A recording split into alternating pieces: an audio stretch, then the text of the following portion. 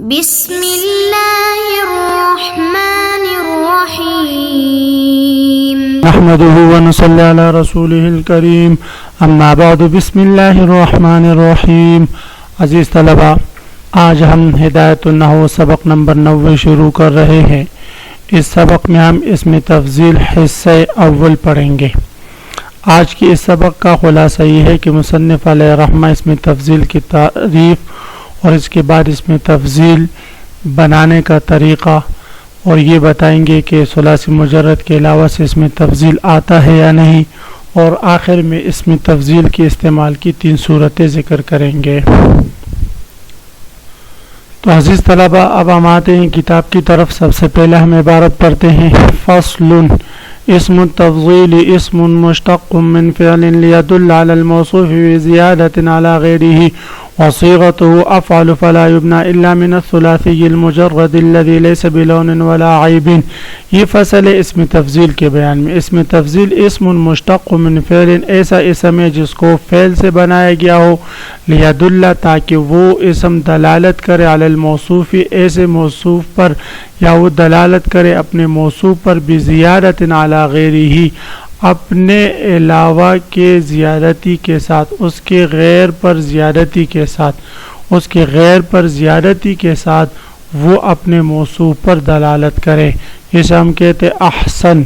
بہت سارے لوگ خوبصورت ہیں، ان میں سے آپ ایک کو مخاطب کر کے کہتے احسنتا، یا ایک کو آپ کہتے ہیں احسن کہ یہ سب سے زیادہ خوبصورت ہے.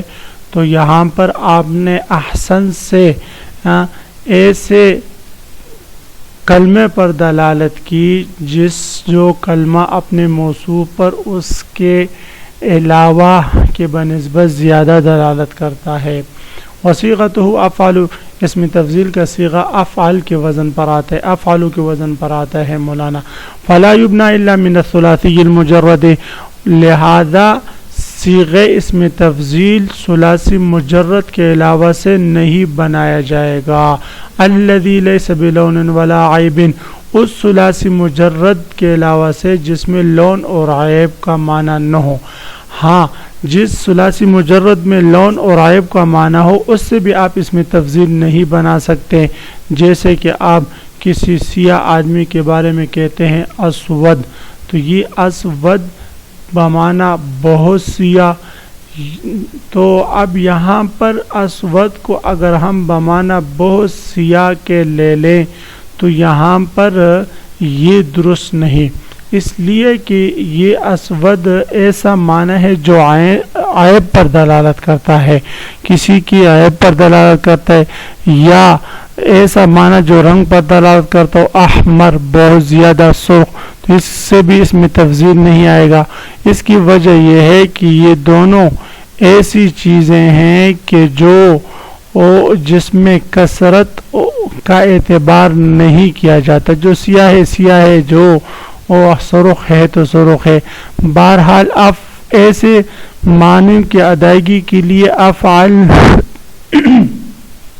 صیغہ صفت استعمال ہوتا ہے. اگر ہم افعال اسم تفضیل بھی استعمال کرنے لگ جائیں تو پھر افعال صیغہ صفت اور افعال اسم تفضیل میں فرق نہیں ہوگا. لیکن یہ ان عیوب کا بیان ہے جو عیوب ظاہری ہو. اگر کوئی عیوب باطنی ہے، مثلا جہالت ہے وغیرہ ذالک، تو اس کے لیے اسم تفضیل افعال کے وزن پر آتا ہے، جیسے اجہل وغیرہ ذالک. نحو زید افضل الناس، جیسے زید لوگوں میں سب سے زیادہ فضیلت والا ہے. فإن كان زائدا على الثلاثی، بھئی ہم نے پڑھا کہ ثلاثی مجرد کے علاوہ سے، ایسے ثلاثی مجرد کے علاوہ سے جس میں لون اور عیب کا معنی نہ ہو، تو معلوم یہ ہوا کہ غیر ثلاثی مجرد سے اسم تفضیل نہیں آتا. اسی طرح ان الفاظ سے بھی اسم تفضیل استعمال نہیں ہوتا جن الفاظ میں لون یا عیب کا معنی ہو. اب اعتراض ہوگا کہ ان الفاظ میں یا غیر ثلاثی مجرد کے الفاظ میں ہم نے اسم تفضیل کا معنی پیدا کرنا ہے تو اس کا طریقہ کیا ہوگا؟ تو مصنف علیہ رحمہ اس کا حل بتا رہے ہیں یہاں سے. فإن كان زائدا على الثلاثی، پس اگر کوئی کلمہ ثلاثی سے زائد ہو، او کان لونا او عیبا، یا تو ثلاثی ہو لیکن اس میں لون اور عیب کا معنی ہو، یجب ان یبنى افعل من ثلاثی مجرد، تو اب پر واجب ہے تو واجب ہے کہ بنایا جائے سب سے پہلے ثلاثی مجرد سے افعلوا کے وزن یا افعلوا کے وزن پر اسم تفضیل لیدل علی مبالغۃ و شدۃ و کثرۃ، لیکن یہ ثلاثی مجرد سے افعلوا کے وزن اسم تفضیل ایسے مادے سے بنایا جائے لیدل علی مبالغۃ تاکہ وہ مادہ مبالغے پر و شدۃ یا شدت پر و کثرۃ یا کثرت پر، یعنی جو بھی معنی ہمیں مطلوب ہو اس معنی پر وہ دلالت کرے۔ ثم یذکر بعدہ مصدر ذلک، پھر اس کے بعد اس باب کا مصدر ذکر کیا جائے جس باب کے لیے آپ اس میں تفضیل بنانا چاہتے ہیں۔ ذالک الفعل ثم یذکر بعدہ مصدر ذالک الفعل، پھر اس کے بعد اس فعل کی مصدر کو ذکر کیا جائے منصوباً بصورت منصوب کے علی تمیز بنا پر تمیز کے، کما تقول، جسے ہم باب استفعال سے اس میں تفضیل کا معنی پیدا کرنا چاہتے ہیں باب استفعال کے الفاظوں میں، تو یستخرج جو ہے اس میں ہم جو ہے خروج کے معنی میں ہم زیادتی معنی پیدا کرنا چاہتے ہیں، تو فرماتے اس کی طریقہ یہ ہے کہ ہم سب سے پہلے ایسے الفاظ لیں جو الفاظ شدت پر دلالت کرے جیسے اشد، یا جو الفاظ جو ہے وہ قوت پر دلالت کرے جیسے اقوی ہے، یا جو الفاظ زیادہ قباحت پر دلالت کرے جیسے اقبح ہے، اور اس کے بعد پھر اس باب کے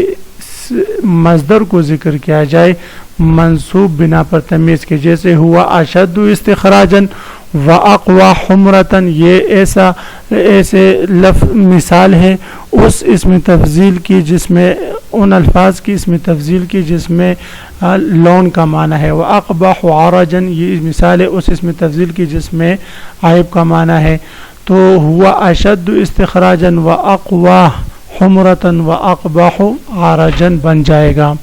تو اس کی ترکیب ہم کریں گے، ہوا مبتدا اشد اس کے لیے خبر ہے، پھر اشد اسم تفضیل